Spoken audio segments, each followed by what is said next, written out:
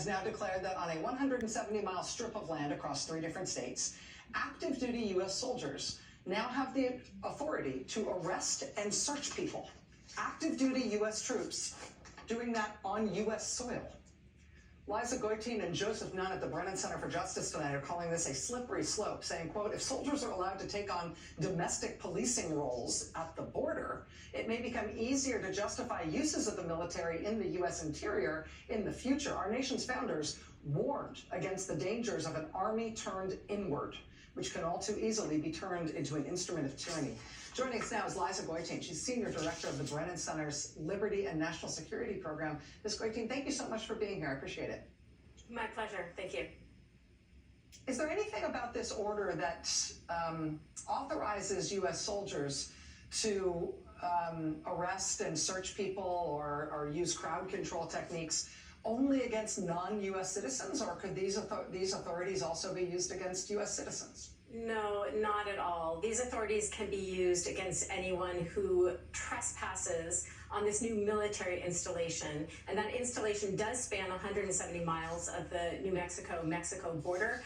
But the original memorandum actually authorizes pretty much any federal lands along the southern border to be transferred to the Department of Defense, including a 60-foot strip of land 60 feet wide that actually spans about 600 miles along the California, Arizona, and New Mexico border. So we are talking about just sort of a massive land grab that's being turned over to the Department of Defense in order to turn violations of immigration law into trespassing on a military installation. And again, I mean, that could apply to anybody who, without authorization, is on these strips of land on the southern border.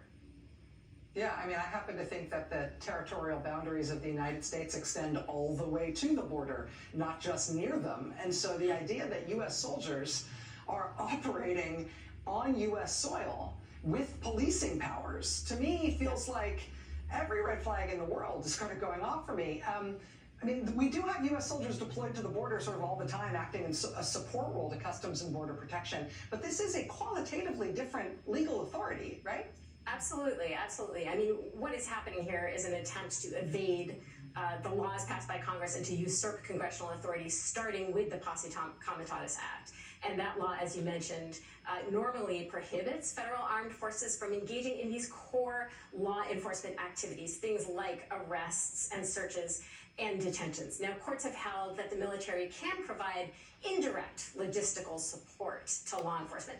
That's what's been happening at the border for the last 20 years. But this is qualitatively different. It steps over that line, and that line between the military and civilian government is one of the most important safeguards that we have for personal liberty and for democracy. Because, you know, as Joseph and I said in our piece, an army turned inward can very quickly become an instrument of tyranny, and we have seen that in countries all over the world. So this is very different from what we have seen before.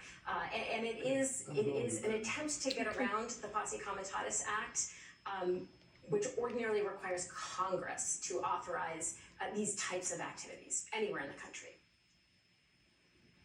Liza Goitein, Senior Director of the Brennan Center's Liberty and National Security Program. This is a story that we are just starting to cover. This will not be the last time that we cover it. We'd love to have you back to talk more about it as we learn more. Thank you very much. Thank you.